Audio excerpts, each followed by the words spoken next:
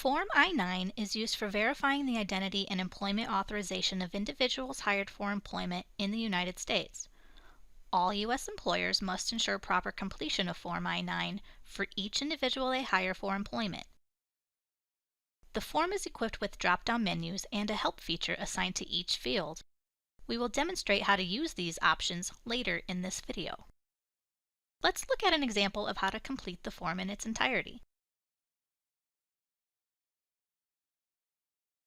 In the first row of Section 1, the employee will enter their first and last name along with their middle initial. If the employee has had a different last name, such as a maiden name, it should be entered in the last field of the first row. If no other last names have been used, they must enter NA. The second row is for the address. The employee can hover over the question mark for instructions on how to fill out the apartment number field. If an apartment number is not applicable, the employee must enter NA. The employee can use this help feature at any point when filling out this form if they need further information. Let's move on. The employee can now enter the city, state, and zip code. Notice that the state field offers a drop-down box for ease of selection. The third row is for additional demographic information. The date of birth is required, and this format must be followed. The Social Security number is voluntary unless the employer participates in E-Verify. Email and phone numbers are also voluntary, but cannot be left blank. The employee must enter NA if they elect not to disclose this information. Now let's look at the attestation section. Employees must select one of the 4 statuses in this section. When a status is selected, this area will auto-populate the fields that do not need to be completed as a result of their selection. Let's look at what happens when the employee selects number 1, a citizen of the United States. If they click box number 1, the remaining open fields for boxes 3 and 4 will auto-populate with an NA.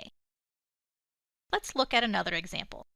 If the employee selects box number 3, a drop-down appears in the second field, allowing the employee to identify whether the number provided in the previous field is an alien number or a USCIS number. Similarly, the fields related to box number 4 will auto-populate with NA. The next section is for the employee signature. The I-9 form cannot be signed and dated electronically. Section 1 must be printed and physically signed and dated by the employee. In the Prepare Translator Certification section, one of the boxes must be selected. If a preparer or translator was used, then the rest of the section should be completed. Once the employee completes Section 1, they will click the button to finish. A pop-up will appear asking if they would like to review the document for missing information. They should select Yes. If the document is completed properly, it will prompt them to print and sign.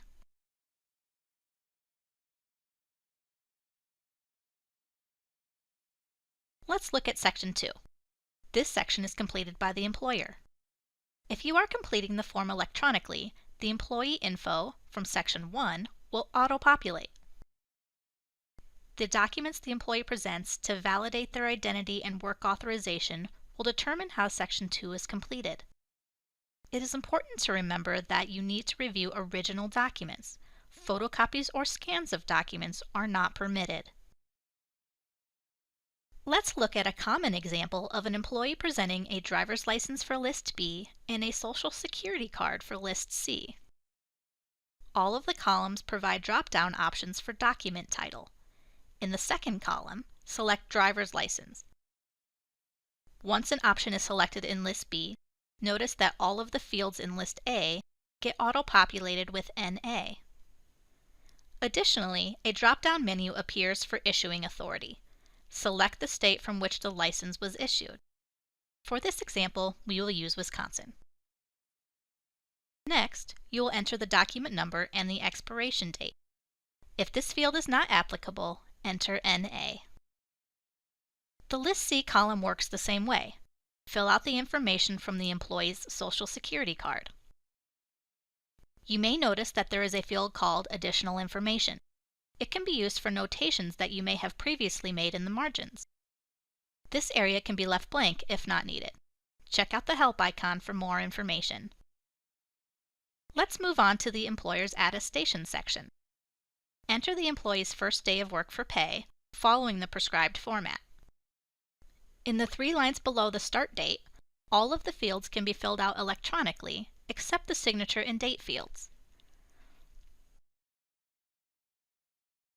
Once you are done with Section 2, click the button to finish. Similar to Section 1, you have the option to review the document for missing information. Select Yes. If the document is completed properly, it will remind you that the document must be physically signed and dated.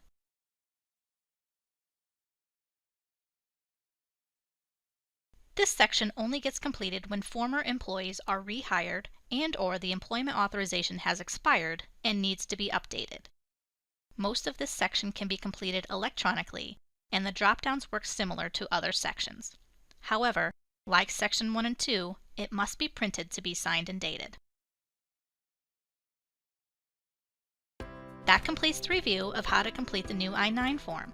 If you have any questions or need further assistance, please contact the Aaim Research and Solutions team at 314-754-0236.